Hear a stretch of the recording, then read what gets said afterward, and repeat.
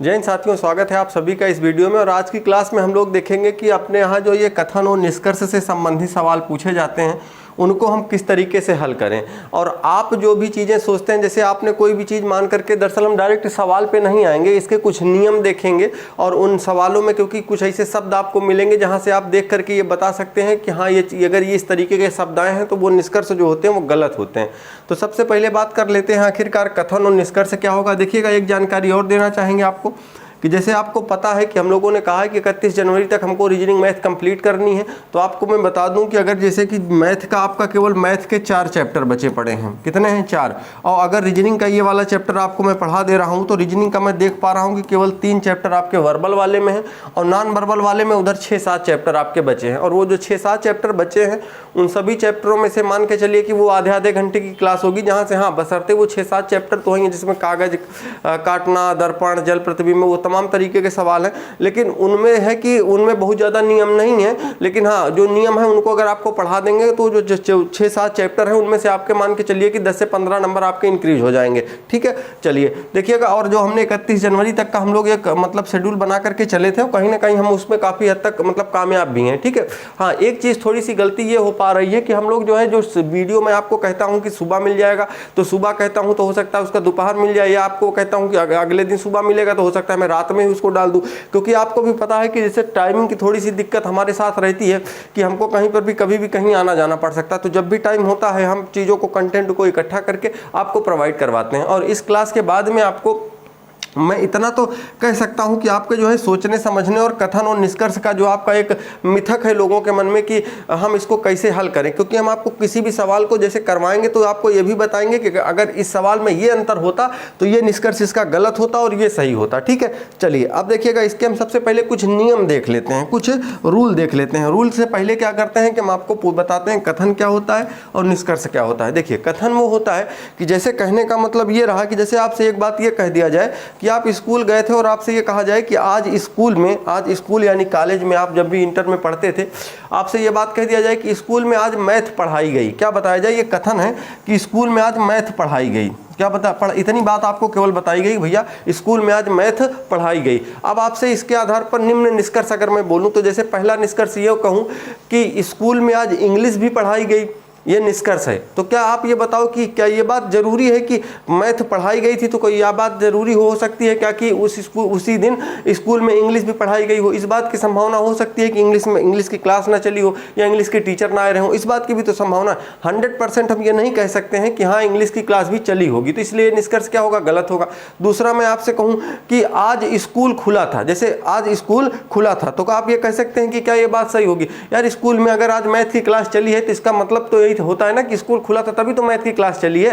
तो इस बात को आप कहीं ना कहीं निष्कर्ष के रूप में कह सकते हैं कि हाँ ये बात पूरी तरीके से सही है। तो हमको क्या करना होता है कि दरअसल इसमें कोई भी बात ऐसी होगी, कुछ बातें ऐसी होंगी जो लगभग 50-60% के आसपास सही लगेगा आपको, लेकिन कोशिश से करना है कि वो हर तरीके से अगर सही हो तभी उसको हमको सही करना होता है, वरना उसको गलत कर देना होता है। अब हम क्या करेंगे आगे के, देखिएगा सवाल, बहुत सारे सवाल और तरीके आपको मैं बताऊंगा, नियम भी हम लोग देखेंगे, उन नियमों को देखते हैं और उसके बाद फिर हम एग्जाम्पल के थ्रू उसको समझते हुए चलेंगे। ठीक, देखिए बात ये करते हैं, जैसे ये कहा गया है कथन और निष्कर्ष में प्रश्नों को हल करते समय ध्यान रखने वाले योग्य बिंदु, कुछ ऐसी बातें हैं जो हमको ध्यान रखनी चाहिए। बहरहाल इनके बारे में जो अगर आप इनको आप खुद से पढ़ेंगे तो आपके ये चीज़ें हो सकता है कि समझ में ना आए, लेकिन हर एक को एग्जाम्पल के माध्यम से मैं जब समझाऊंगा आपको तो आपको लगेगा कि हाँ जो बातें बता रहे हैं, दरअसल मैं डायरेक्ट एग्जाम्पल पे भी आ सकता था, लेकिन इन चीज़ों को थोड़ा सा जानना कि आपके यहाँ जैसे पेपर में चूंकि मैं जो एग्जाम्पल कराऊंगा वही एग्जाम्पल आपके पेपर में आएगा, ऐसा तो जरूरी है नहीं। तो आप भी उन चीज़ों को तो सीख सकें कि हाँ अगर इस तरीके की चीज़ें बताई जाएंगी निष्कर्ष में तो वो गलत होती हैं, या इस तरीके की बातें बताई जाएंगी तो सही होती हैं। क्या बातें होंगी, देखिए एक निष्कर्ष हुआ है जिसे हम कथन के दायरे में संदर्भ में रहकर कथन के दायरे में और संदर्भ में रहकर प्राप्त करते हैं। मतलब इन्होंने ये कहा है कि निष्कर्ष का मतलब ये है कि जो बात कथन में कही गई होगी उसी के संदर्भ में रह करके हमको सोचना होता है, उसके बाहर नहीं सोचना होता है। कहने का मतलब ये, जैसे हमने आपसे कहा कि आज स्कूल में मैथ पढ़ाई गई, आपके स्कूल का मान लीजिए नाम कोई भी था रहा होगा, जैसे मान लेता हूँ PQR, पी आपके स्कूल का नाम है ये, ठीक है, और मैं कह दूँ कि इस पी स्कूल इंटर कॉलेज में मैथ पढ़ाई गई। क्या पढ़ाया गया, मैथ। मैथ पढ़ाई गई। और आपसे मैं पूछूं कि आज स्कूल खुला था तो आप कहोगे हाँ खुला था। आपसे पूछूं इंग्लिश पढ़ाई गई, आप कहोगे नहीं पढ़ाई गई। लेकिन अगर मैं आपसे ये कह दूं कि ये बताइए कि आपके ही जस्ट 4 किलोमीटर दूर पे एक स्कूल है S inter college, S inter college, और आपसे इस स्कूल के बारे में पूछूं कि यह स्कूल आज इस स्कूल में मैथ पढ़ाई गई, तो आप पहली चीज़ तो ये दायरे से आपके बाहर है, तो आप कहोगे कि सर जी हम कंफर्म नहीं बता सकते हैं। अगर जैसे आप देखिए पी स्कूल के बारे में पूछा गया कि स्कूल आज खुला था, तो आपने कहा कि अगर मैथ पढ़ाई गई तो इसका मतलब स्कूल खुला था। अब लेकिन अगर मैं इसी एस इंटर कॉलेज के बारे में पूछ लूँ कि बताइए एस इंटर कॉलेज आज खुला था, तब आप ये कहोगे कि सर जी क्या पता बंद हो गया हो, कोई रीजन रहा हो, किसी रीजन की वजह से वो स्कूल बंद भी किया जा सकता है, हो सकता है कोई छुट्टी कर दी हो या किसी अन्य रीजन की वजह से, तो वहाँ पर आप उसके लिए कंफर्म नहीं है। कहने का मतलब जो आपका एक दायरा है, जो कथन आपको दिया जाएगा कि पी स्कूल इंटर कॉलेज में मैथ पढ़ाई गई, तो इसी के संदर्भ में अगर बातें पूछी जाती हैं तो सही होंगी। इसके अगर बाहर की चीज़ें आपसे पूछी जा रही हैं तो वो गलत होंगी। और हाँ, आपको उतने के बारे में ही चीज़ों को सोचना भी रहता है, ऐसा नहीं कि आप उसके बाद ज़्यादा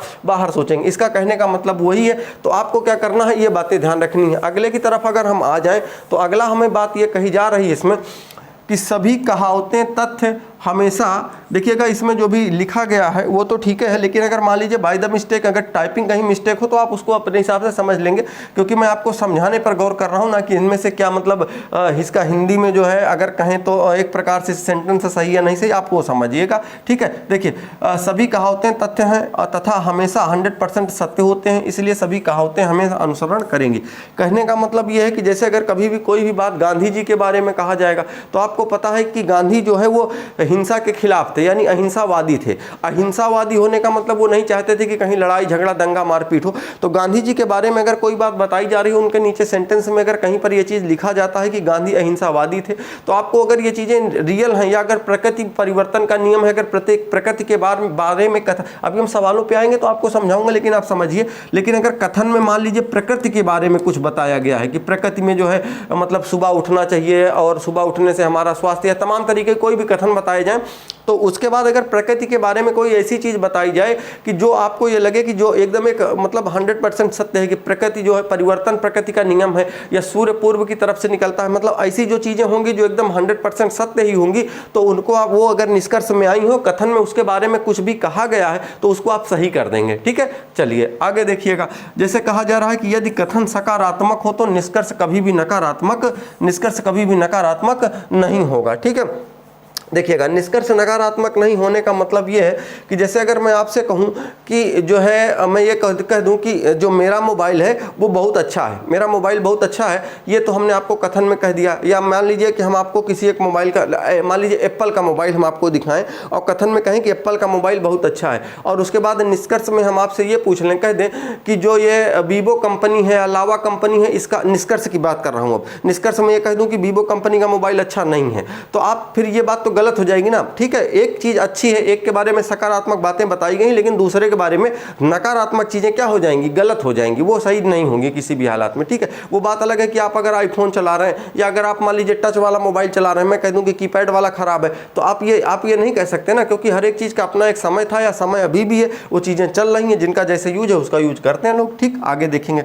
यदि निष्कर्ष में एकमात्र, एकदम, केवल, निश्चित रूप से, बिल्कुल, सदा से, सभी, हमेशा, प्रत्येक इत्यादि शब्द जुड़ा हो तो उस कथन को सत्य नहीं मानना चाहिए। कहने का मतलब यह है कि जैसे मान लीजिए मैं आपसे यह बात कह दूं कि आप स्टडी कैंप यूट्यूब चैनल से रीजनिंग और मैथ की तैयारी कर सकते हैं, है ना, या कर रहे हैं।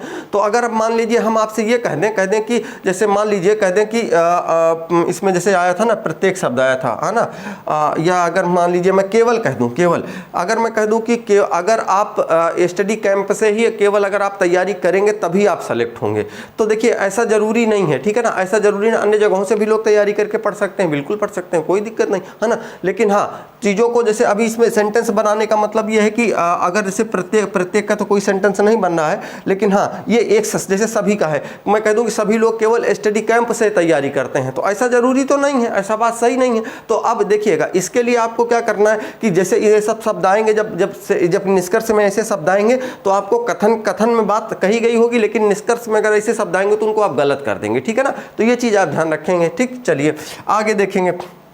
भूतकाल या भविष्यकाल की बात को निष्कर्ष के रूप में सामान्यतः नहीं माना जाना चाहिए, क्योंकि यदि आज की बात जो कथन में दिया हुआ है उसके आधार पर भूतकाल या उसकी स्थिति क्या थी उसके बारे में कुछ नहीं कहा जा सकता है। वर्तमान स्थिति को देखकर भविष्य में केवल अनुमान लगाया जा सकता है, ना कि निष्कर्ष निकाला जा सकता है। कहने का मतलब ये रहा कि वर्तमान को देख करके ना तो हम भूतकाल के बारे में कुछ बता सकते हैं, ना तो भविष्यकाल के बारे में हाँ अनुमान लगाया जा सकता है। कहने का मतलब यह है कि वर्तमान समय में अगर मैं बात करूं तो देखिएगा, आप किसी भी पार्टी के हो, मुझे उससे कोई लेना देना नहीं है। मैं आपको समझाने के लिए एक एग्जांपल लेता हूं। जैसे अगर मैं ये कहूं कि योगी आदित्यनाथ जो वर्तमान समय में उत्तर प्रदेश के मुख्यमंत्री हैं, तो ये कहूं कि माननीय मुख्यमंत्री जी ने अच्छा कार्य किया है, तो इस आधार पर हम ये नहीं कह सकते हैं कि पूर्व की जो सरकारें रही हैं, चाहे अखिलेश जी रहे हों या मायावती जी रही हों या जो भी रहे हों, जितने लोग भी रहे हैं जो मुख्यमंत्री, तो हम ये बात नहीं कह सकते हैं कि अखिलेश पूर्व की अगर मैं बात कर दूं, इसके जैसे कथन हमने ये कहा कि मुख्यमंत्री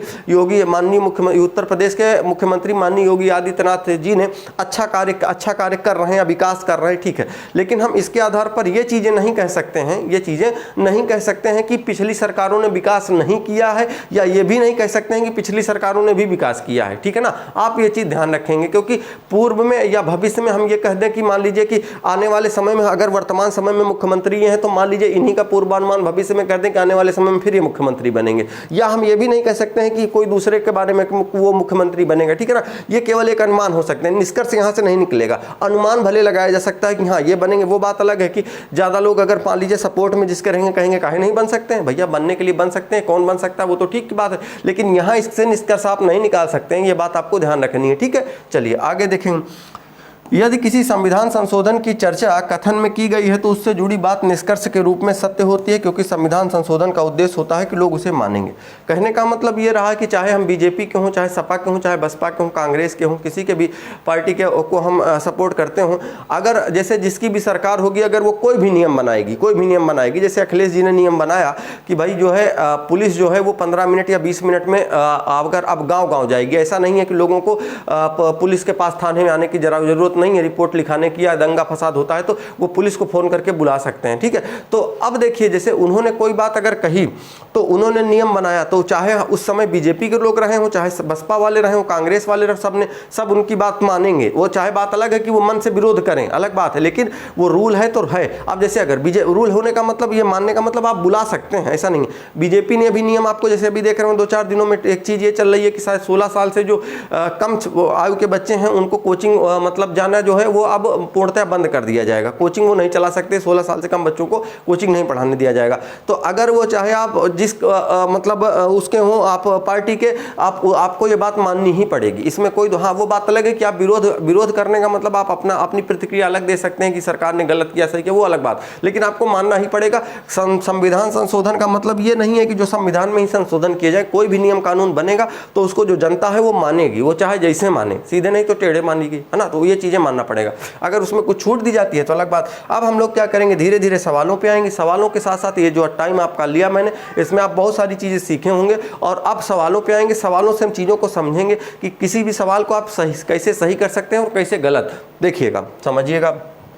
पहला सवाल देखिएगा, ये जो इतना बड़ा ये सेंटेंस लिखा है, ये आपका हर सवाल में होना चाहिएगा और रहेगा भी पेपर में आपके, लेकिन हमने हर सवाल में इसको नहीं लिखवाया है। ये केवल और केवल जो सवाल यहाँ पर लिखा गया है, पहले वाले में लिखा गया नहीं, बाकी सभी सवालों में आपको कथन मिलेगा, निष्कर्ष मिलेगा, उसके आपको ऑप्शन मिलेंगे, ठीक है। हाँ, यही हम लोग करेंगे। देखिए, अब बात ये आती है यहाँ पे कि एक शोध में पाया गया कि यदि हाई स्कूल के छात्रों को परीक्षा से पहले सोने के लिए 6 घंटे के बजाय 8 घंटे का समय मिलता है तो उनके अंकों में 20% की वृद्धि हो जाती है। मतलब ये है, जो लोग 6 घंटे केवल सोते हैं, अगर वो 8 घंटे सोने लगें, वो अगर 8 घंटे सोने लगते हैं तो उन जो बच्चे हैं उनको क्या है कि 8 घंटे अगर वो सोते हैं तो उनका जो जितने भी नंबर आने होते हैं उससे 20% नंबर ज़्यादा आने लगते हैं। अब आप ये कह दो कि सर जी सोने से नंबर नहीं बढ़ेंगे, जब बढ़ जाएगा, तो देखो चाहे आपके हिसाब से सोने से नंबर बढ़े हो चाहे ना बने, ये कह रहा है कि बच्चे अगर 20 ज़्यादा सोएंगे, 6 से 8 घंटे सोएंगे तो उसका 20 नंबर बढ़ जाएगा, 20% बढ़ेगा।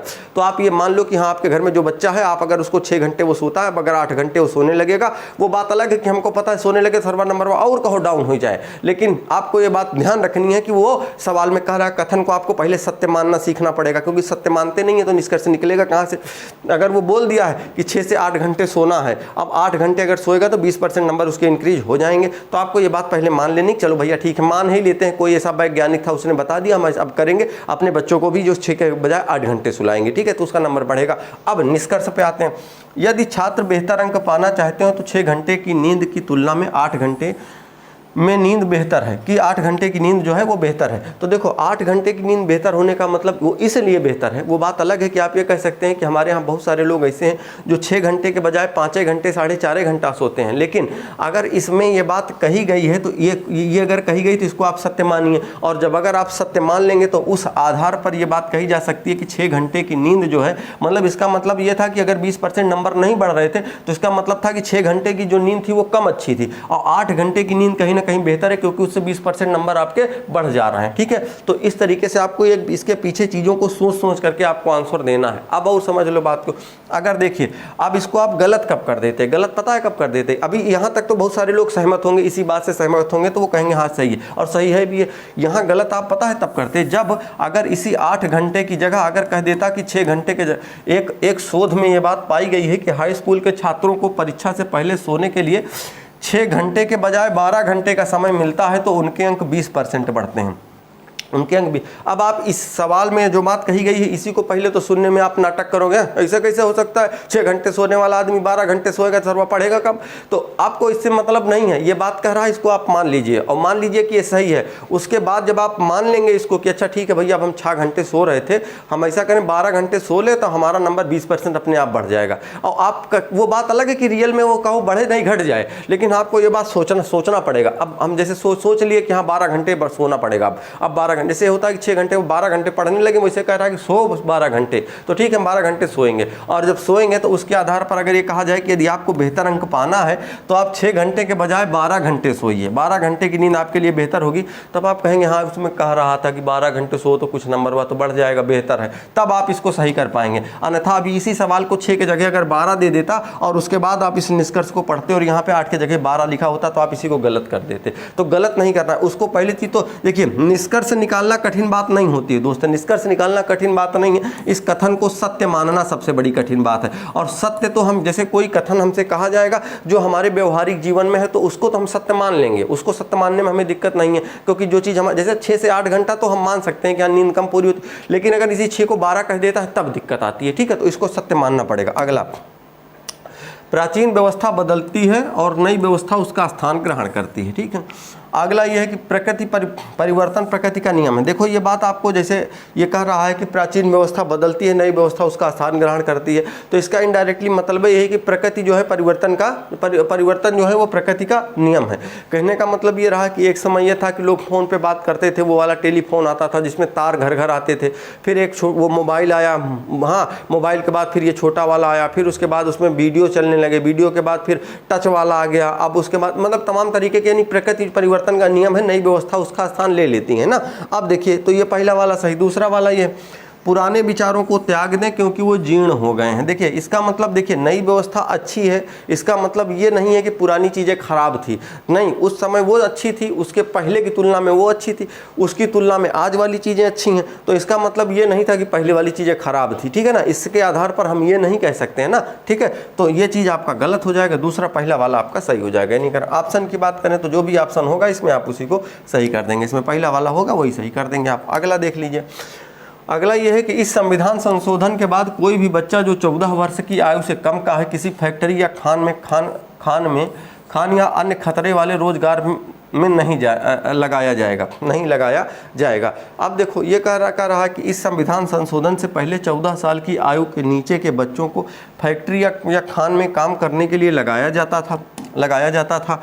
अब दूसरा ये है कि इस संशोधन में काम देने के बाद काम देने वाला संविधान का पालन करता है। ठीक है, हाँ, कहने का मतलब ये रहा कि जैसे इसमें ये बात कही गई है कि संविधान संशोधन के बाद कोई एक संविधान संशोधन किया गया, जैसे आपको पता है कि हमारे यहाँ अनुच्छेद 24 ये कहता भी है कि 14 साल से जो कम बच्चे हैं वो किसी भी खतरेलू काम में उनको नियुक्त नहीं किया जा सकता। खतरेलू काम का मतलब है कि जैसे देखिए लोगों की मजबूरियाँ होती हैं, वैसे भी कहा जाता है कि खाली पेट और जो खाली जेब होती है आपको दुनिया में मतलब आपकी उम्र के ही लोगों से आप की सोचने समझने की क्षमता बढ़ा देती है जब आपका पेट खाली हो और जेब खाली हो आपकी।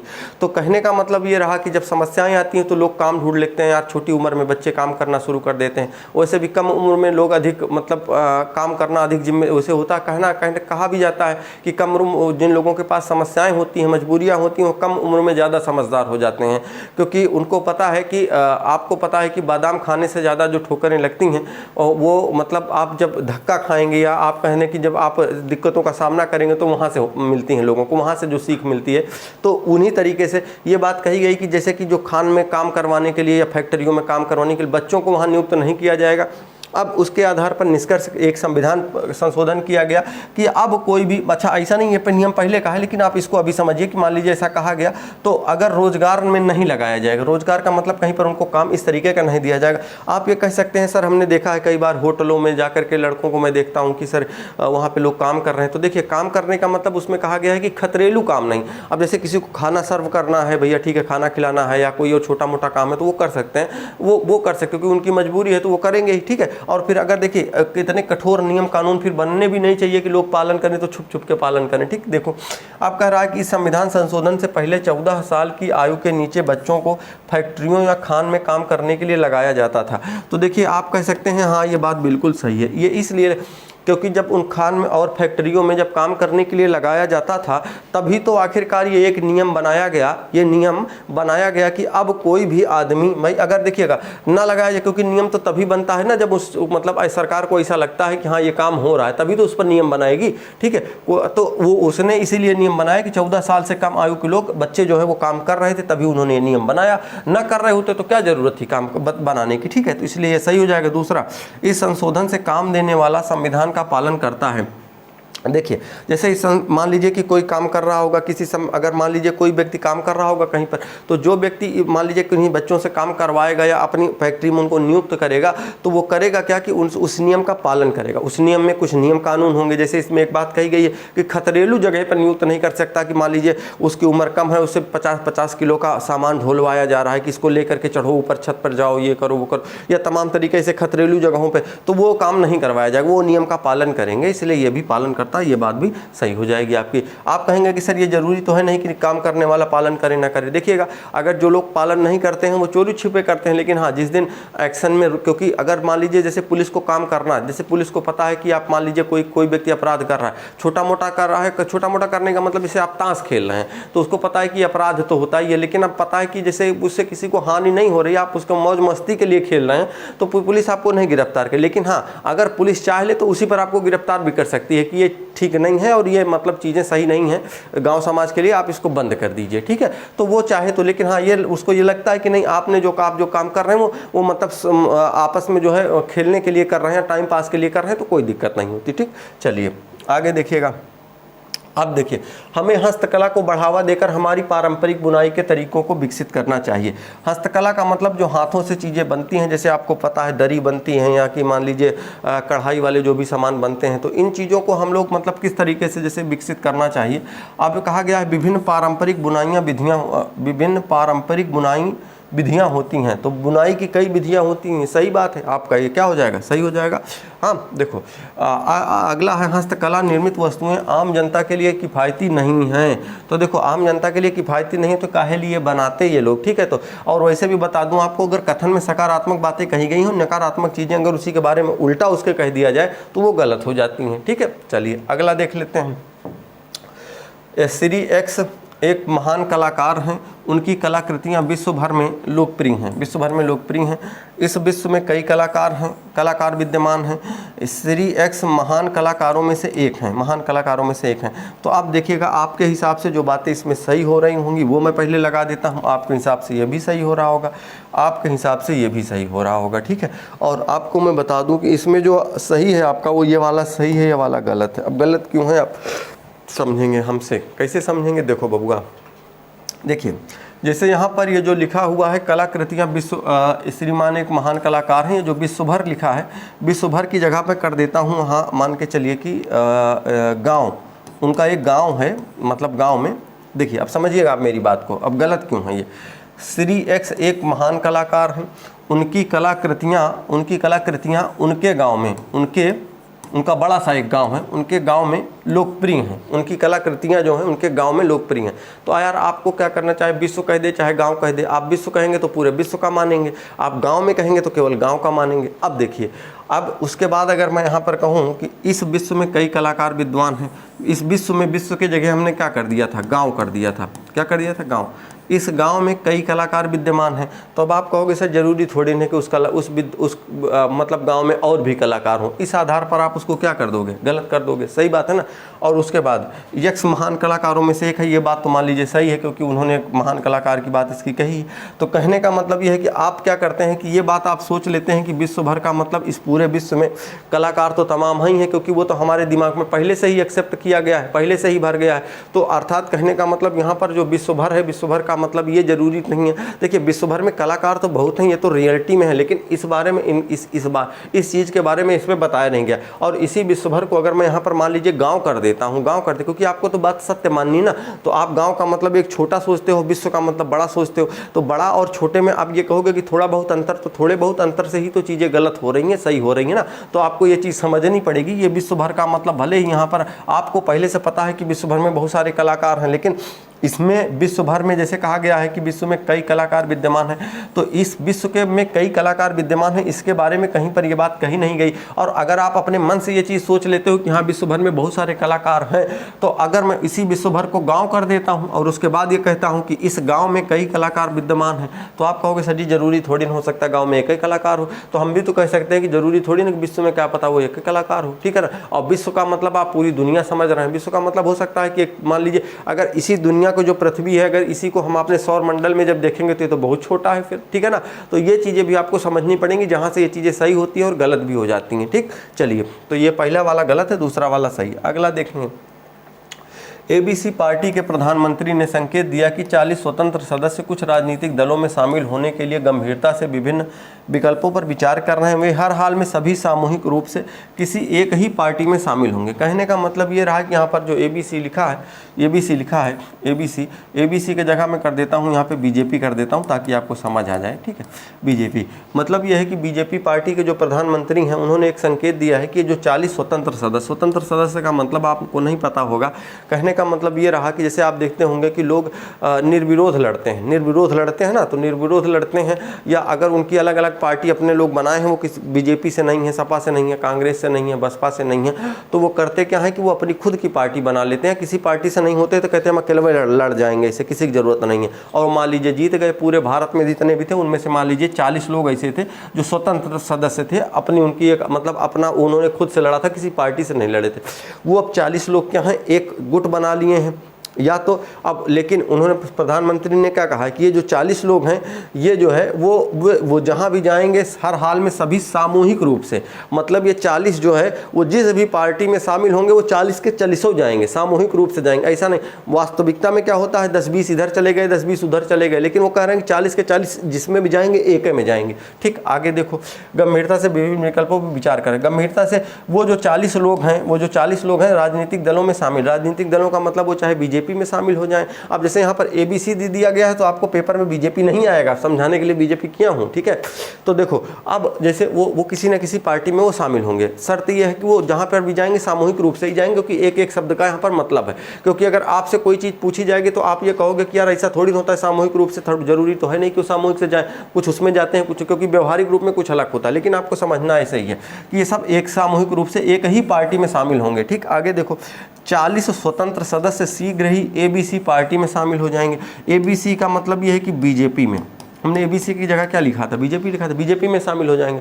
अब अगर ये बीजेपी पार्टी में शामिल हो जाएंगे, अगला ये कह रहा है कि 40 स्वतंत्र सदस्य शीघ्र ही किसी और पार्टी में शामिल हो जाएंगे, किसी और पार्टी में शामिल हो जाएंगे। अब देखो ये जो 40 लोग हैं, ये 40 लोग हैं, इनके पास, इनको क्या है कि किसी न किसी पार्टी में शामिल तो होना ही है, किसी न किसी पार्टी में शामिल होना ही है। तो अब देखिएगा ये दो बातें कही जा रही कि ये बीजेपी में शामिल हो जाएंगे और या तो फिर किसी अन्य पार्टी में शामिल हो जाएंगे। तो अब यहाँ से निष्कर्ष क्या निकालते हैं, अगर हम देखिएगा यहाँ से निष्कर्ष निकालें और कह दें कि जो 40 लोग हैं भैया ये बीजेपी में शामिल हो जाएंगे, क्या है, बीजेपी में शामिल हो जाएंगे, तो आप कहोगे सर जी जरूरी तो है नहीं, क्या पता शामिल होना हो और वैसे भी मान लीजिए पार्टी को ज़रूरत ना हो, ऑलरेडी सरकार बना चुकी हो, या आपको राजनीति में थोड़ा बहुत समझ होगी तो आप इतना समझ पाएंगे कि अगर वो पार्टी बना ले, अपनी सरकार बन रही होगी तो बनी होगी, तो फिर काहे लिए उसको क्या ज़रूरत है। तो ये बात हम कह सकते हैं कि ज़रूरी नहीं है, ज़रूरी नहीं है कि वो शामिल हो जाएँ।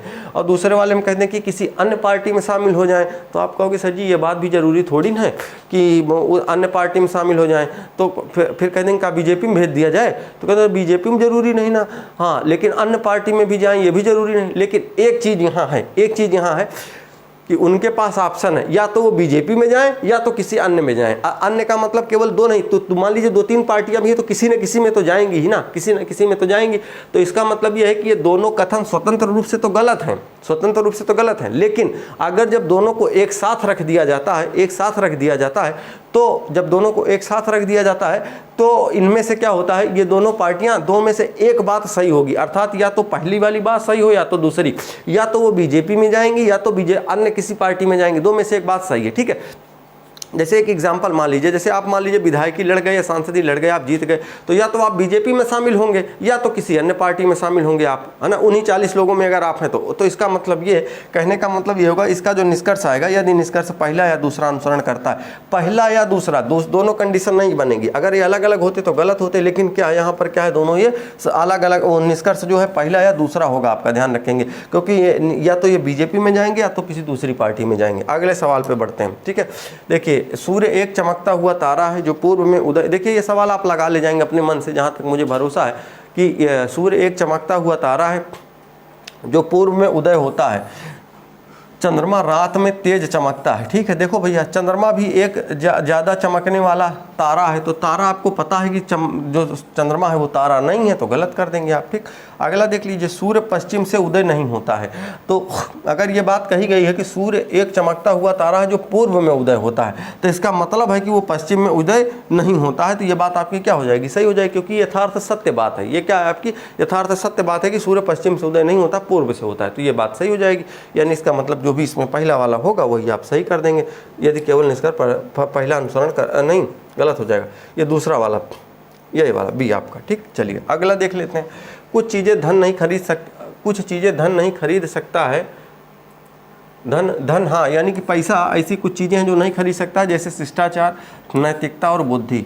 देखिए इसका कहने का मतलब ये है कि जैसे कुछ चीज़ें, जैसे आपने देखा होगा कुछ घर में कुछ लोग मतलब जो थोड़ा सा पैसे वाले हो जाते हैं, जैसे वही होता है ना, कहते हैं कि मतलब और ख़ासकर वो लोग जिनके पास नई नई दौलत आती है थोड़ी सी, तो वो लोगों के अंदर घमंड होता है। वो एक सेंटेंस या एक गाना चला था ना कि तुम्हारी दौलत नई नई है, मतलब ऐसा कुछ करके, तो वो बात उसकी काफ़ी हद तक सही यहाँ पर लागू भी होती है कि धन और उनमें से देखिएगा लोगों के बोलने का लहजा और तरीका, बात करने की तमीज़ या दूसरों को सम्मान देना, वो सब सारी चीज़ें कम हो जाती हैं, वो किसी को अपने आगे समझते नहीं। और वो नहीं, बल्कि जिनके पास बहुत पहले से भी है, बल्कि जो लोग संघर्ष से उठ करके जाते हैं और पैसा कमाते हैं, वो मान सम्मान बरकरार रखते हैं लोगों का, वो सब कुछ करते हैं। लेकिन उनके बाद जो आने वाली पीढ़ियाँ होती हैं या अन्य जो लोग उनसे जुड़े हुए होते हैं, उनको लगता है कि नहीं सब एकदम है ना, तो वो चीज़ें, अब वही ये कह रहा है कि जो धन होता है वो सब कुछ नहीं खरीद सकता, उनमें से एक शिष्टाचार, एक नैतिकता और बुद्धि। तो ये कह रहा है कि धन सब चीज़ें खरीद सकता है, तो ये बात तो साफ है साफ गलत हो गई, क्योंकि ऊपर कहा गया था कुछ चीज़ें नहीं खरीद सकता। अब ये कह रहा है कि धन कुछ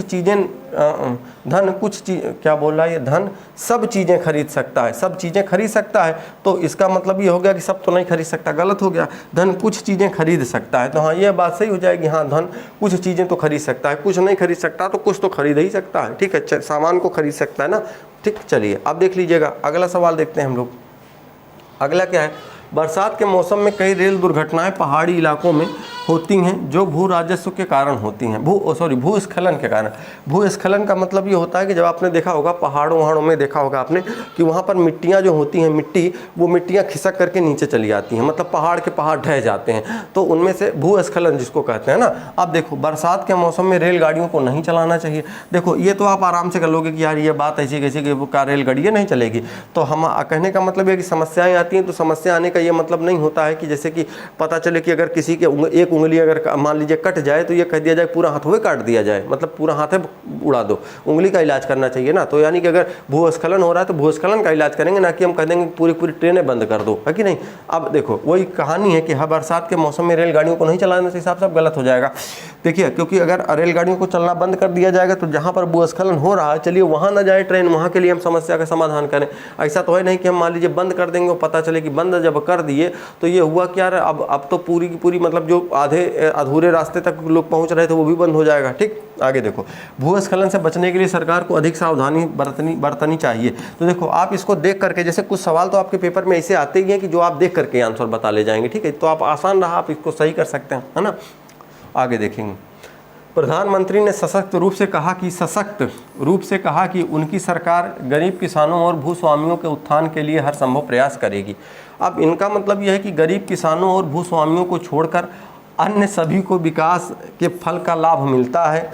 समाज के किसी भी वर्ग के उत्थान के लिए अतीत में कोई गंभीर प्रयास नहीं किए गए हैं। फिर से वही बात हो गई, अतीत का मतलब जैसे अगर मैं कह दूं कि अखिलेश जी ने अच्छा विकास किया है तो अखिलेश जी ने अच्छा विकास किया है और कह दूं कि क्या इसके पहले वाली सरकारों ने अच्छा विकास नहीं किया था।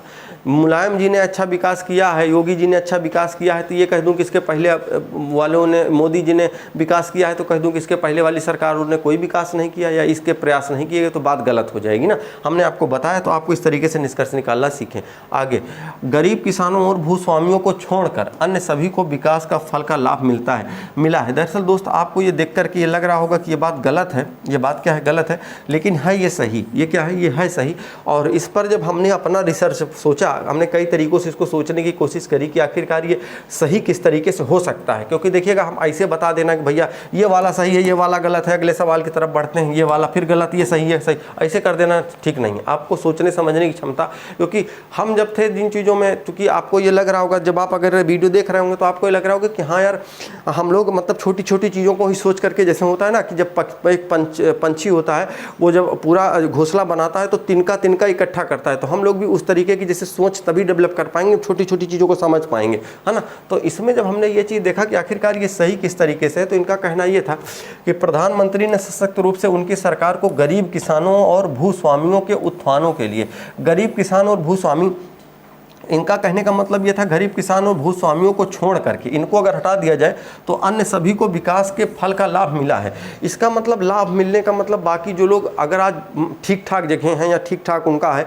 जो कि मतलब गरीब किसान नहीं है, भूस्वामी नहीं है, या कि मान के चलिए ठीक ठाक हैं, अगर पैसा रुपया सब कुछ है, तो क्या उनको सरकार का लाभ मिला है? तो देखिए हाँ बिल्कुल, इसको हमने फिर सोचा कि हाँ सही किस तरीके से, हाँ बिल्कुल उन्होंने सरकार के फल का लाभ उठाया है। कैसे? जैसे मान लीजिए कि अगर अभी सरकार कई योजनाएं जैसे चला रही है, तो अगर हम मान लीजिए सरकार, जैसे आपको पता है कि जैसे अगर मोदी सरकार की मैं बात करूं तो ये आपको पता है कि ये जो सरकार है वो कहीं ना कहीं बिजनेस की तरफ लड़कों को ज़्यादा कहती है कि आप बिजनेस करने की तरफ जाइए या अपना आप खुद से स्टार्टअप शुरू करिए, आप इन चीज़ों की तरफ। आप देखिए अगर ये चीज़ कहते हैं तो अगर अभी से या मान लीजिए बहुत सारे आप जगहों पर वीडियो देखते होंगे, और केवल यही सरकार नहीं अन्य सरकारों ने भी काम किया है। अगर आप मान के, ऐसा नहीं है कि मैं इन्हीं की तारीफ नहीं, तारीफ वारीफ मेरा कोई किसी से लेना देना है और है भी नहीं, कोई मतलब नहीं है, वो है भी तो अगर किसी का है किसी से नहीं, तो हम आपको यहाँ पक्षपात पढ़ाने नहीं आए हैं कि नहीं आप जो है बीजेपी का सपोर्ट करिए, इनका करिए, किसी नहीं, आप समझने के लिए आपके बताता हूँ ना, कि मेरा कोई किसी से लेना देना नहीं है। क्योंकि आपको भी पता है कि चाहे सरकारें हो, राजनीति हो, जो भी हो, मतलब वो चीज़ें सब अपनी जगह ठीक है, लेकिन उन्हीं सी चीज़ों से तो हम सीखते हैं ना, उन्हीं के बीच में रह करके तो हमको काम करना पड़ेगा। पुलिस में आप आएंगे तो पता चले कि आप चाहे जिस भी जाति धर्म के हों, अब अगर कुछ लोग कह देंगे सर हम नॉनवेज नहीं खाते हैं, और आपकी ड्यूटी ऐसी जगह लगा दी जाएगी जहाँ पे नॉनवेज का मतलब पूरे मार्केट है, तो आप ये थोड़ी कह सकते हैं वहाँ ड्यूटी करने नहीं जाएंगे। इससे कोई मतलब नहीं है, आपका काम करना है तो करना है, आप किसी भी जाति के हैं, धर्म के हैं, आपसे इससे कोई लेना देना नहीं, काम करना है तो करना है ना। देखो फिर हम क्या चर्चा कर रहे थे, हाँ, कि भूस्वामियों को छोड़ करके। कहने का मतलब ये है कि अन्य सभी को विकास का लाभ कैसे मिला है। जो लोग मतलब आज अगर ऊपर उठे हैं वो विकास का लाभ लेने का मतलब ये है कि जैसे सरकारें हैं, मान लीजिए हमारी आप जो सरकारें हैं, तो सरकार हमको लाभ दे रही है कि सरकार सड़क बना दे रहे, अगर हमको सरकार बिजली दे दे और सरकार अन्य को थोड़ा बहुत पैसा दे दे तो हम काम शुरू कर दें और 3-4 साल बाद हम अमीर हो जाएं, तो हम इस चीज़ों से भी गरीब किसानों वाले कैटेगरी से बाहर हो जाएंगे ना। तो कहने का मतलब कुछ लोग लाभ उठाए और आप कहेंगे क्या पता सर जी वो अपने पैसे से ही अपने पैसे का ही उन्होंने मतलब स्टार्टअप किया हो और बन गए हो, सरकार से उसका कोई लेना देना ना हो। यार जब आपके यहाँ लोग काम करेंगे, जब आपके यहाँ लोग मान लीजिए आप अगर कोई फैक्ट्री बनाते हैं, छोटा मोटा भी काम शुरू करते हैं, तो आप जाहिर सी बात है एक आम आदमी जो कि मतलब जो पैसे नहीं कमा रहा है, एक दूसरा आदमी जो पैसे कमा रहा है वो सरकार की चीज़ों का भी उपयोग ज़्यादा करता है। जैसे मान लीजिए मैं पढ़ा रहा हूँ तो जितनी लाइट का यूज मैं कर रहा हूँ या जितना सरकार को पैसा इसका मैं पे करूँगा, इससे एक आम आदमी नहीं करता इतना। या अगर मान लीजिए हमारे यहाँ अगर 2-4 लड़के काम कर रहे हैं तो जो लड़के आएंगे जाएंगे गाड़ियों से आ रहे हैं जा रहे हैं, तो सरकार को उसका टैक्स भी तो दे रहे हैं, वो इनडायरेक्टली वो हमारे ही थ्रू तो जा रहा है। वो मतलब हम उनको सैलरी देते हैं, उस सैलरी में उनका कुछ पैसा हिस्सा कटता है, वो गाड़ी का या जो भी तेल का वो सरकार उस पर टैक्स लेती, तो वो सब एक सर्किल में चलता रहता है। तो कहने का मतलब ये है कि वो क्या है कि सभी को विकास का लाभ मिला है, तो विकास का लाभ वो उठाते हैं या मिला है, तो उसी आधार पे हम ये बात कह सकते हैं कि हाँ कहीं ना कहीं ये बात ये सही है आपकी। ठीक, चलिए अगले सवाल की तरफ बढ़ते हैं। सिपाही अपने देश की सेवा करते हैं, छात्र अपने देश की सेवा नहीं करते हैं, बात गलत हो जाएगी। केवल छात्र अपने देश की सेवा करते हैं, ये भी बात गलत हो जाएगी। देखिए सिपाही अपने देश की सेवा करते हैं ठीक है, लेकिन हमने कहा ना कि जैसे सिपाही के बारे में तो आप अच्छी बात बता रहे हैं कि देश की सेवा करते हैं, लेकिन यार छात्र को कह दे कि छात्र देश की सेवा नहीं करते हैं, कहने का मतलब एक का आप अच्छा बताइए लेकिन दूसरे का खराब ही मत बताइए, ठीक है ना, तब नहीं तो फिर पता चले एक अच्छा है तो ठीक है आप सिपाही के बारे में अच्छा बताएं लेकिन छात्र के बारे में गलत मत बोलिए, तो इसलिए गलत हो गया। केवल छात्र, मैंने अभी सेंटेंस पढ़े थे ना, केवल, सभी या यही, केवल, ऐसी चीजें अगर आएंगी तो वो गलत हो जाएंगी, तो फिर यहां से हम क्या कर देंगे, गलत कर देंगे। ठीक है, ये गलत हो जाएगा। अगला देखते हैं। मरुस्थलों में एक स्थान से दूसरे स्थान पर जाने के लिए ऊंट के बिना काम नहीं चल सकता है। मरुस्थलों में ऊंट का आवागमन सबसे सुगम साधन है। तो देखिएगा बात ये सही है, सुगम साधन है और आपको भी पता है इसमें व्यवहारिक जीवन भी आपका थोड़ा सा काम करेगा। मरुस्थल का मतलब जहाँ पे आप देखेंगे रेगिस्तान जैसे क्षेत्र हैं जहाँ पर एक दूसरे को आने जाने के लिए ऊंट के बिना काम नहीं चलता, ऊंट से ही लोग वहाँ आते जाते हैं। ठीक है, अब मरुस्थल में ऊंट आवागमन का सबसे सुगम साधन है। देखिएगा ये बात कही भी गई है ऊपर की दूसरे स्थान से जाने ऊंट के बिना काम नहीं चल सकता है, इसका मतलब ऊंट वहाँ के लिए जरूरी है ना, तो इसका मतलब सुगम साधन है वहाँ चलने के लिए। थोड़ा सा हमारा व्यवहार और मतलब पढ़ने और पढ़ाने का चूंकि पढ़ लिखे हैं तो थोड़ा तो पता होना ही चाहिए कि हाँ वो चीज़ जरूरी थी, तो ये बात आपकी सही हो जाएगी। दूसरी है मरुस्थल में ऊँट बहुत अधिक संख्या में मिलते हैं, तो देखो ये बात जरूरी नहीं है, ये बात जरूरी नहीं है। जैसे हम अगर ये कह दें कि अगर हमको गाड़ियों में जैसे लग्जरी गाड़ियों में घूमना जो है घूमने में ज़्यादा अच्छा लगता है, तो ये कह दें कि लग्जरी गाड़ी अधिक संख्या में मिलते हैं या मौजूद हैं हमारे क्षेत्र में, हमारे शहर में, तो ये बात गलत हो जाएगी ना। तो उसी तरीके से मरुस्थल में जाने के लिए ऊँट का आवागमन सुगम तो है लेकिन अधिक संख्या में मिलते हैं ये जरूरी नहीं है, ठीक है ना, तो ये गलत हो जाएगा आपका। अगला सवाल, साहसी व्यक्तियों का भाग्य भी साथ देता है। बात तो ये सही है आपकी, है ना, साहसी व्यक्ति हैं, जैसे आप लोग हैं साहसी हैं, पढ़ रहे हैं कि हाँ पेपरवा निकल जाएगा, पुलिस बन जाएंगे या अन्य तैयारी कर रहे होंगे तो बन जाएंगे, तो ठीक है, बिल्कुल साहस बनाए रखिए, तो किस्मत भी भाग्य देगा। कुछ लोग तो केवल वैसे बैठे हैं कि क्या पता हमारी किस्मत में हो ही तो मिलेगा ही, नहीं होगा तो नहीं मिलेगा, क्योंकि कहा जाता है ना कि अगर किस्मत पहले ही लिखी जा चुकी है तो मेहनत करने से क्या मिलेगा, किस्मत पहले ही लिखी जा चुकी है तो मेहनत करने से क्या मिलेगा। लेकिन बाबू क्या पता किस्मतिये में लिखा हो कि मेहनत करने से ही मिलेगा, तो इसलिए करना भी जरूरी है, मेहनत में कर लीजिए, है ना। देखो अब बात यह है कि अब इसमें यह है कि कायर व्यक्ति अपनी मृत्यु से पहले कई बार मर जाते हैं। यार हमको इससे सर्वा इस कायर वायर के बारे में इसमें कुछ बताया नहीं गया। आप ये कहोगे कि यार ये चीज़ें हम कई बार सुने हैं कि तुम सन्नी देओल वाले पिक्चर में तुम कायर हो, मरने से पहले कई बार मरोगे, ये है वो है, ताम झाम दुनिया भर चीज़ें सुनते हैं, तो इसको सही मत कर देना, क्योंकि ऊपर के बारे में अच्छी बातें तो बताइए लेकिन किसी के बारे में गलत चीज़ें अगर बताई जाएँ तो वो वहाँ सही नहीं होती हैं। अब हमको क्या मालूम कायर कई बार मरते नहीं मरते, ठीक है, वो अलग बात है कि उसका व्यवहारिक जीवन में हम कह दें। ठीक, आगे देखिए, किसी भी सफलता के लिए जोखिम उठाना जरूरी है। तो देखो बात ये भी कही कि साहसी व्यक्तियों का भाग्य, साहसी व्यक्ति का मतलब ये है कि आप साहसी हैं, आप जोखिम उठा रहे हैं, पढ़ रहे हैं आप कि हाँ भैया पढ़ेंगे तब पास हो जाएंगे, तो इसका मतलब है साहसी व्यक्तियों को जोखिम उठाना जरूरी है। ठीक है, और कुछ बातें अगर आप देखेंगे तो ये पॉजिटिव सेंस में कही गई है और चीज़ ये सही भी है, तो कहीं ना कहीं ये सही है। ठीक, चलिए अगला देख लेते हैं। अगला सवाल यह है कि मंत्रीगण अपनी कार से जन समारोह में आए। जन समारोह में आने का मतलब ये है कि भाई कहीं रहा होगा, और मंत्रीगण कह रहा है यहाँ पे, क्या कह रहा, मंत्रीगण। मंत्रीगण का मतलब यह है कि जो मंत्री हैं वो, और गण मतलब कई मंत्री हैं, एक नहीं। जैसे मंत्री का बहुवचन मंत्री गण होता है ना, ठीक है। हिंदी पढ़ रहे हो ना आप लोग, हाँ पढ़ते रहे ना बाबू, ऐसे नहीं भी मैथ स्केल से रीजनिंग स्केल से सिलेक्शन नहीं होगा। हिंदी भी बहुत महत्वपूर्ण भूमिका निभाएगा आपके यहाँ। देखिए, अपनी कार से जन समारोह में आए, तो अब देखो, अब जैसे सभी मंत्री धनी है यार, सभी मंत्री कार से आए, तो इसका मतलब ये नहीं कि धनी है, और कार मिलती है तो क्या पता सरकारें देती हो, तो ये बात जरूरी नहीं है। सभी मंत्रियों के पास कार है, तो ये बात कार से आए हैं तो सही बात है, कार है। अब आप कहेंगे सर जी कार का सभी मंत्रियों के पास कार है, तो देखो कार होने का मतलब अगर सभी कार से आए हैं तो आप कह सकते हो सरकारी कार है, तो सरकारी कार अलाट किसके नाम पे है, उन्हीं के नाम पे तो है, क्योंकि जब तक वो रहेंगे तब तक तो है ही है। तो इसका मतलब कि सभी मंत्रियों के पास कार है कि नहीं। आप कहोगे सर जी उनके पर्सनल का क्या मतलब होता है, अपने नाम पे अपने प्राइवेट लेकर के रखे हैं।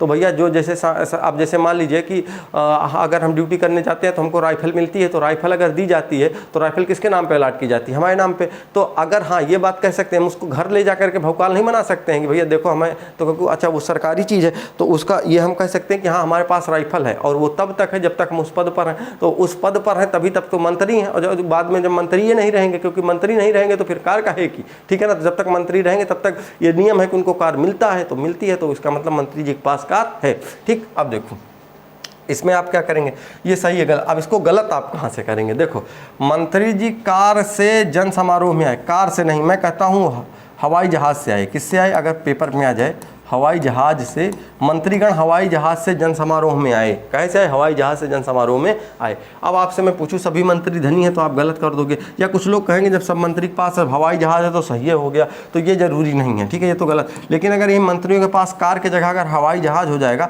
अच्छा ये कार वाला जो है, कार तो ये व्यवहारिक जीवन में भी सही, क्योंकि अगर कोई अंतरिम मंत्री है तो यार उसके तो एक दो नहीं, हमको दसियों कार होंगी उसकी, जो प्राइवेट भी होंगी।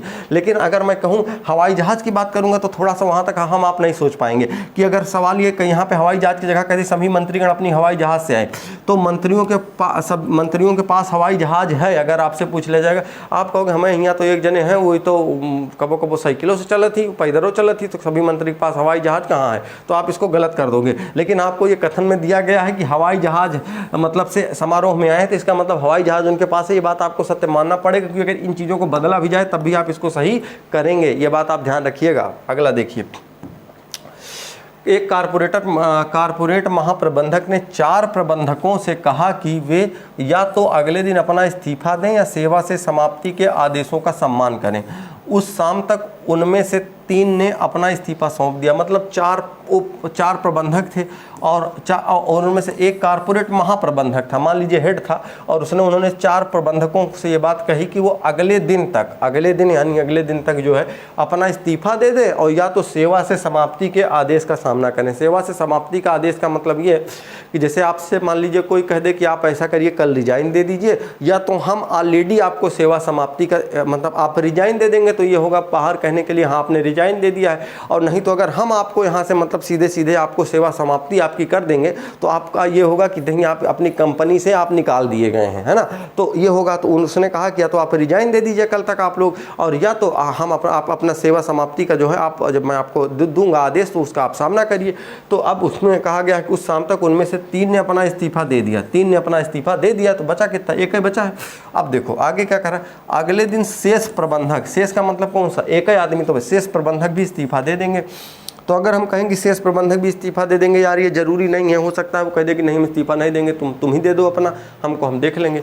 तो और दूसरा ये है कि महाप्रबंधक अगले दिन तक उनकी सेवाएं समाप्त कर देंगे, देखिएगा बात इन दोनों में से कोई ना कोई, अगर मैं देखूं तो दोनों में से कोई ना कोई बात तो उनकी सही होगी ही, क्योंकि अगर देखिएगा अगले दिन जो शेष प्रबंधक है या तो वो अपना इस्तीफा दे देंगे, और अगर वो इस्तीफा नहीं दे देंगे तो महाप्रबंधक अगले दिन उनकी सेवा समाप्त कर देंगे। दो में से एक बात तो सही हो जाएगी, या तो वो इस्तीफा दे देंगे या तो ये आदमी उनको क्या करेगा, उनकी सेवा समाप्त कर देगा। तो दो में से एक बातें तो कंफर्म है। लेकिन हाँ हम ये कह दें कि वो आदमी इस्तीफा ही दे देगा तब भी बात गलत है, लेकिन ये कह दें कि उसकी सेवा समाप्त कर देगा तो ये हो सकता है यार सेवा का पता न समाप्त करे, वो इस्तीफे पहले दे दे। तो दोनों कंफर्म नहीं है, लेकिन दो में से एक बातें जरूर होंगी। तो आप इसको क्या कहेंगे, या तो पहला या तो दूसरा निष्कर्ष। अगला देखो, यह विश्व ना तो अच्छा है ना खराब है, प्रत्येक व्यक्ति अपनी दुनिया का निर्णय स्वयं करता है। ठीक है, चलो भैया देखो, कुछ लोगों को यह विश्व काफ़ी अच्छा लगता है, बात तो ये भी सही है आपकी। कुछ लोगों को यह विश्व काफ़ी ख़राब लगता है, ये भी सही है। ठीक है, देखो, क्योंकि यह सवाल में कहा गया है कि यह विश्व ना तो अच्छा है और ना ही ख़राब है, लेकिन हाँ कुछ लोगों के लिए ना तो अच्छा, देखिए ये बात केवल कहता है कि यह विश्व अच्छा है, तो हम इस आधार पर यह ना कह देते कि यह विश्व कुछ लोगों के लिए ख़राब भी है, ये ना कहते। लेकिन सवाल में कहा गया, क्योंकि निगेटिव जो हमने बताया ना अभी आपको कि निगेटिव वाली चीज़ें गलत हो जाती हैं, तो यह विश्व काफ़ी लोगों को ख़राब भी लगता है, तो यह विश्व बोला है ना तो अच्छा है ना ही ख़राब है, तो इसका मतलब यह है कि थोड़ा बहुत अच्छा है थोड़ा बहुत ख़राब है, कुछ लोगों को अच्छा लगता है कुछ लोगों को ख़राब लगता है। बात आप क्या करेंगे, सही कर देंगे। ठीक है, आगे। जिला परिषद और म्यूनिसिपल कॉरपोरेशन द्वारा चलाए जा रहे स्कूलों की तुलना में निजी स्कूलों में शिक्षा का स्तर अधिक बेहतर है। यानी कि निजी स्कूलों में जो शिक्षा का स्तर है, यानी निजी प्राइवेट जो स्कूल है, वो उसका स्तर काफ़ी अच्छा है। आप देखते हैं वहाँ पर लोग एडमिशन करवाना भी चाहते हैं जहाँ प्राइवेट हैं, कि भैया वहाँ एडमिशन करवा दो, ज़्यादा अच्छे से पढ़ाएंगे, है ना, ज़्यादा सा सूट मतलब टाई बेल्ट बूट सब में एकदम फिट फाट रहेगा, लड़का पढ़ने वढ़ने नहीं जाएगा तो देखने में अच्छा लगेगा, आवे चाहे कुछ ना, क्योंकि स्कूल वालों का भी नियम अपना अलग चलता है। वो सब कहेंगे कि भैया आप हमारे स्कूल में एडमिशन करवा रहे हैं तो हमारे यहाँ से ड्रेस, हमारे यहाँ से स्कूल बैग कॉपी किताब सब हमारे यहाँ का होगा। तो और उसके बाद जब घर वाले पूछे कहीं सर जी इनको पढ़ाई का, तो कहीं पढ़ाई के लिए तो आप ट्यूशन भी लगवा लीजिएगा, कोई दिक्कत नहीं है ना। तो यही सिस्टम चलता है। अब देखो कह रहा है निष्कर्ष ये है कि म्यूनिसिपल कॉरपोरेशन और जिला परिषद को अपने स्कूलों का स्तर बेहतर बनाने के लिए गंभीरता से प्रयास करना चाहिए। देखिए कोई अच्छी बात, अच्छा सजेशन दिया जा रहा हो तो बात सही कर लेना है उसको, क्योंकि बात सही है कि अगर वो चीज़ जो म्यूनिसिपल कॉरपोरेशन और जिला परिषदों के जो स्कूल हैं वो अच्छे नहीं हैं, तो उसके स्तर को सुधारने के लिए गंभीरता से प्रयास करना चाहिए। सही बात है, करो प्रयास। सभी म्यूनिसिपल कॉरपोरेशन और जिला परिषद स्कूल को तत्काल प्रभाव से बंद कर देना चाहिए। अरे यार बंद कर देंगे तो जो कम से कम कुछ लड़के पढ़ रहे हैं वो तो चले जाएंगे ना, फिर दिक्कत हो जाएगी, तो इसलिए फिर दिक्कत हो जाएगी, है ना। तो ये बात हमको ध्यान रखना है, उसको बंद नहीं करना है। अच्छा देखो, इसी सवाल को अगर मैं दूसरे टर्म्स में आपको दूं तो आप कैसे समझेंगे। कथन ये है कि जिला परिषद और कॉरपोरेशन द्वारा, ये तो हटा दिया मैंने, निजी स्कूलों की जगह मैंने कर दिया, जो निजी स्कूल है, निजी स्कूल की जगह मैंने कर दिया सरकारी स्कूल। क्या कर दिया, सरकारी स्कूल कर दिया। अब देखो यहाँ पर कर देता हूँ निजी स्कूल, क्या लिखता हूँ इसकी जगह, दिख रहा होगा आपको, नहीं दिख रहा तो यहाँ पे लिख देता हूँ निजी स्कूल। आप इसको गलत कैसे करोगे, समझो बात को। ऐसा आ जाए कि निजी स्कूल द्वारा चलाए जा रहे स्कूलों की तुलना में सरकारी स्कूलों में शिक्षा का स्तर अधिक बेहतर है। अब देखिए जो बातें हमारे यहाँ रियलिटी में नहीं है उसका जस्ट अपोजिट कथन में कह दिया। कहने का मतलब ये है कि ये कह रहा है कि जो निजी स्कूलों द्वारा चलाए जा रहे स्कूलों की तुलना में, जो निजी यानी प्राइवेट जो स्कूल हैं, उससे अच्छे हमारे यहाँ के जो स्कूल हैं वो सरकारी वाले हैं। और आपको पता है यार सरकारी वाले, सरकारी तो केवल सरकारी नौकरी सबको चाहिए, है ना, काम किसी को सरकारी पसंद नहीं है ना, नौकरी सबको सरकारी चाहिए। और देखो तो अब क्या है, ये कह दिया कथन में, अब आप इसको मान लोगे, चलो ठीक है, कथन आपने पढ़ लिया, इसको सही वही मनबे नहीं करोगे। अब निष्कर्ष क्या दे देगा, निष्कर्ष ये दे देगा कि अपने स्कूलों का बेहतर बनाने के लिए, ये तो मान लीजिए ठीक है। अगर आपसे ये कह देगा कि नीचे इसमें कह देगा कि शिक्षा का जो स्तर है, शिक्षा का स्तर सरकारी स्कूलों में बेहतर नहीं है। अगर आपको निष्कर्ष के रूप में दे देगा कि सरकारी स्कूलों का स्तर बेहतर नहीं है, तो आप क्या करोगे, इसको टिक कर दोगे कि हाँ यार ये सही है। और बल्कि उसमें ये दिया है कि जो है वो निजी स्कूलों का बेहतर ठीक नहीं है और सरकारी वालों का, तो जो इसमें कहे आपको उसी के अनुरूप सोचना है। हाँ जैसे आप दिल्ली वालों स्कूलों को देखेंगे तो दिल्ली में ऐसा बताया जाता है वहाँ के लोगों द्वारा कि हाँ वहाँ की जो शिक्षा व्यवस्था है वो काफ़ी ठीक ठाक चल रही है। ठीक है, तो हमको ये चीज़ ध्यान रखनी है कि जो उसमें वो कहेगा उसी के आधार पर निर्णय भी देना है। ठीक, चलिए अगला सवाल। अरे अगला क्या हो गया भाई, देखो, शहर एक्स में हानिकारक ऑटोमोबाइल उत्सर्जन की वजह से वायु प्रदूषण अपने अधिकतम स्तर तक पहुंच गया।